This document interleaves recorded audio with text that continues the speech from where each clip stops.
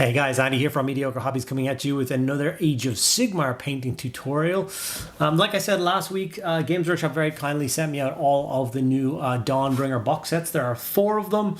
And originally I was going to do the Harbinger of Decay, which is the beautiful new plastic character that came with this one, on my Twitch streams last week. But I actually got a lot of messages after the Fireslayer video I did last week requesting this guy be a full video. So I had to do something else on my Twitch stream, and then I kind of pivoted and decided that I would add this guy into this week's recording session. So that's what you're going to get this week. You're going to paint up the beautiful new rotting Nurgle Beastman on his old decayed horse. I think it's the nicest miniature from the 4 sets, from the Dawnbringer set, so I'm really pleased to be able to bring you guys this tutorial. Before I get into it, just want to say a huge thank you to all of my active patrons. Without you guys, I would not be able to do the things that I do on a daily basis, so thank you guys so much. If you are interested in becoming a member of my Patreon, there are links to it below. Benefits include private Discord server and an extra video every single week, so that's 52 extra videos a year just for my patrons. Thank you guys so much. Let's get into the video. And I think it's pretty safe to say that it is the best miniature from those 4 shown here in the new sets. I mean, maybe it's just because I'm such a huge Nurgle fan, but he definitely stands out from the rest. If you have a conflicting view on this, if one of the other ones is your favorite, I'd love to know why in the comments. Let me know which character is your favorite. I still have 2 of them to do, and if you guys are curious and want me to do them over the course of the next 2 weeks, then I'm more than happy to oblige. The miniature was sprayed black and then given its normal Black Grey Seer spray. That's how I pretty much base coat all my miniatures. I then moved over to Skeleton Horde to begin the process on the horse's pallid dead skin. The horse's skin by far had the most coats of paint. They're all pretty much contrast and shade. I just wanted to really build up the layers. Kind of decayed and rotten skin of sore, pulled and taut old skin. So as you'll see throughout the course of this video, I will be doing a bunch of different layers. None of them are particularly time consuming except for one. And it's very easy to follow along. Plaguebear flesh was then used for the cloth. Now, usually on the example miniature they gave for this, there's like 2 tones of rags. There's like a dark green and then there's almost like a black. It's like an undershirt kind of thing on the rider. I wasn't too keen on this. I love the green robes on Nurgle, so I decided to follow through and do all of his robes this green color. If you're curious, I probably would have gone to something like Ratling Grime to do those undersheaths. So if you're curious and you want to do them more like the box art, then I would go in with that color for that stage. Snakebite Leather was then used for the old matted horrible fur that runs down his tail and the mane of the horse. This is a really nice kind of off color. It's a very versatile color, Snakebite Leather. And it's one I definitely think everyone should have in their contrast arsenal. And obviously there's lots of lank old hair on this miniature, obviously going around all 4 of his hooves, his tail, his mane.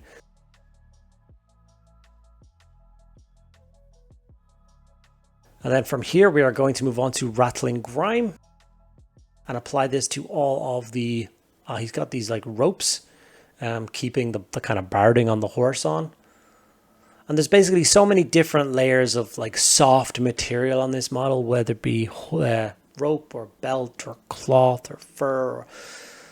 And basically I'm just going to go through my arsenal of kind of off brown / black contrast paints just so I don't do them all the same color, which can seem kind of lazy in painting. So off to Cygor Brown now, and this is going to be for all of the bridle work of the horse. So obviously his reins and all the straps and stuff that go around the horse's head.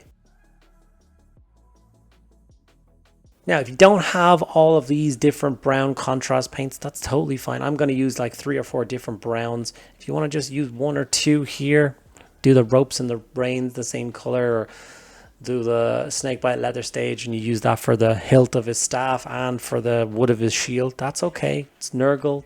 They're very diverse color scheme. And it is easy to kind of mix and match colors. One of the fun things about doing Nurgle as well is that no 2 color schemes kind of need to be the same. Like I didn't go back and look at my previous videos on how to paint Nurgle. When I'm going back and doing, like if I do a new video on Imperial Guard, I'll go back and just double check the colors I used for my last Imperial Guard to make sure I'm doing the right ones. With Nurgle, I tend to change them up all the time.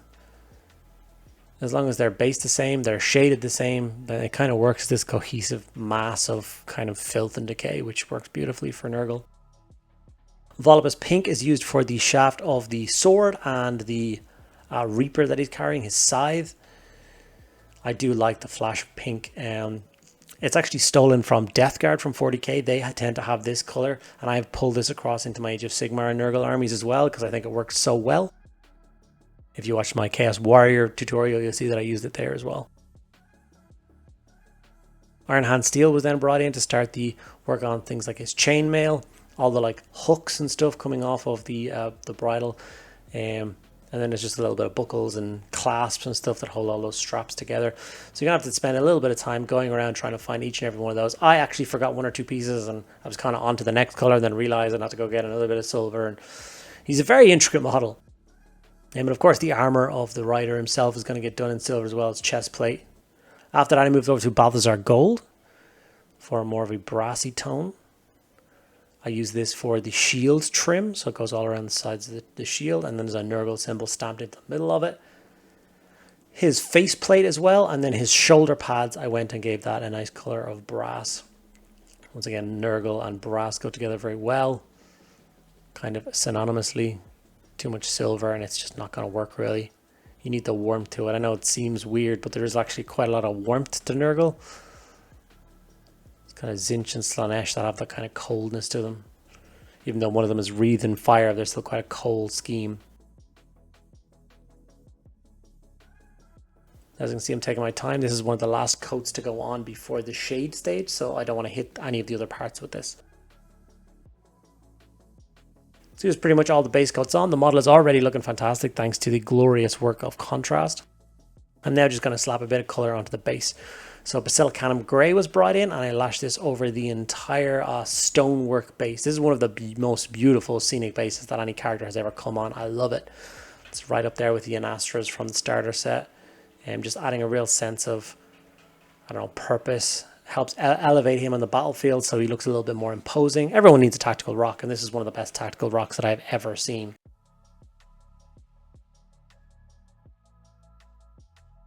I do apologize if you can hear a slight pattering through my microphone. Unfortunately, it is actually raining here quite a lot, and my studio's roof likes to patter off it, so I do apologize if that's annoying you. There's nothing I can really do about that right now.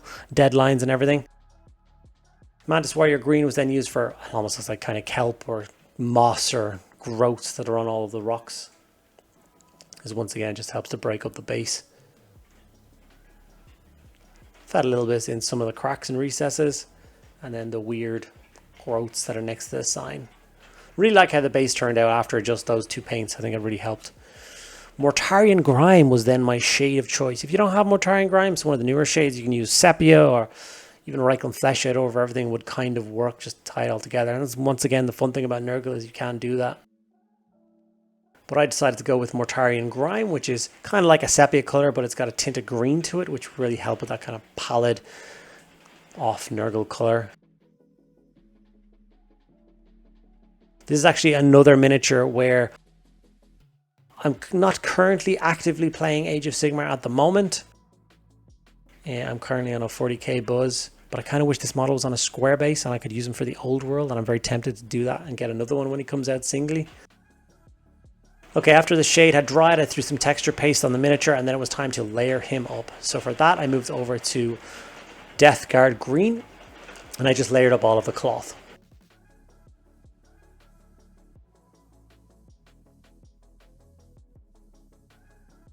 This is another one where I just followed the direction of kind of top to bottom, leaving all the recesses nice and dark and shaded, but all the raised areas of cloth I brought into a nice green tone. I actually had to go back there and listen to the audio back a little bit to see how bad that rain was affecting the audio. I don't think it's too bad. Kind of adds to the ambiance of a Nurgle model. You can imagine this guy trudging through the rain, mist billowing out from his mask. Trudge the horse. Carroburg Crimson was then used as another coat over the skin. I'm trying to bring it more towards that kind of sore and red color scheme. After this stage, the only tedious stage of the skin then begins, where we moved over to a much paler color, which is Kislev Flesh. and we added a layer of this over the skin. Now, we are not leaving it at this. We're actually going to be shading it down again. You know, seems crazy, but we're just trying to get it to that real unnatural look. And that will take a little bit of time. I think this is one of the primary features of this miniature is the horse, especially the horse's head, that big exposed neck. So I think spending your extra little bit of time on that piece, if there's only one extra bit of this miniature that you spend more time on, it would be this, in my opinion. So as you can see, I'm not going crazy. I'm not trying to get a solid coat. The mottled look is perfect for what I'm trying to achieve here. I'm just going to move over to our fine pointed brush. As you can see, it brought that kind of dead pallid look to it. Volupus Pink was then brought in for all of the cracked sores, so the 3 Nurgle dots on his neck. And then any of the welts or open sores, I just poured a bit of Volupus Pink into.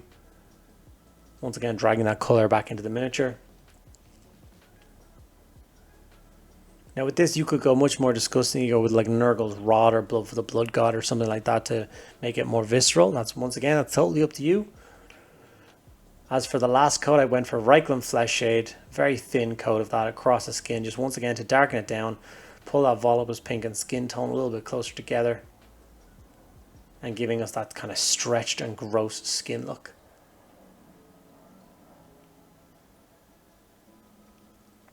When it dries, the horse should look something like that. We're going to go back over to the Iron Hand Steel paint now, and we're going to use this to layer up all the metallics.